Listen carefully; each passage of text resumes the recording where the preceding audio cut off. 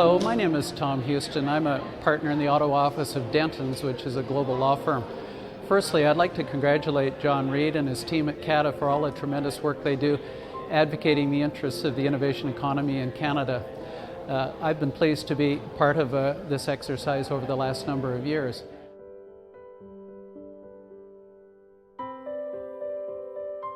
I think the most important thing to do is firstly to educate the government on the importance of the education economy and to seek advocates within government who understand the issues facing technology and will do what they can to champion those.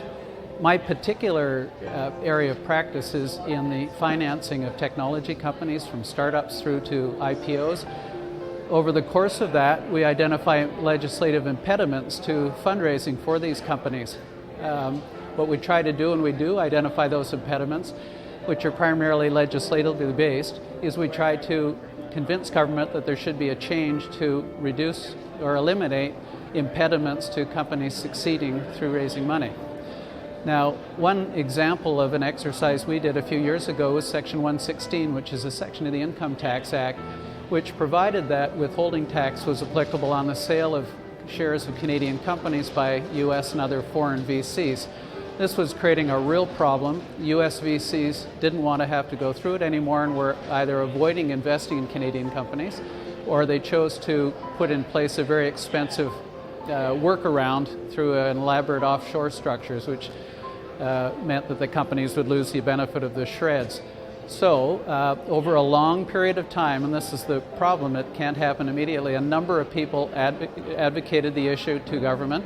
CATA was a big part of it, CBCA, C100, Canada-California Strategic Innovation Partnerships, and a number of others.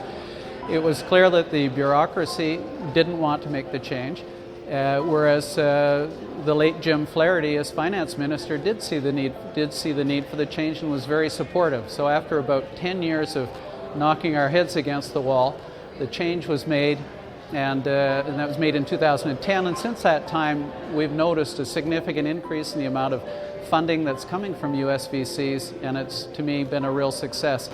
Another recent example is crowdfunding. That came in the U.S. We felt it would help young technology companies in Canada. With the assistance of John Reid, we put that position forward to the securities administrators and helped to move that one forward. So I think that those two examples and many more are the types of things you can work with government.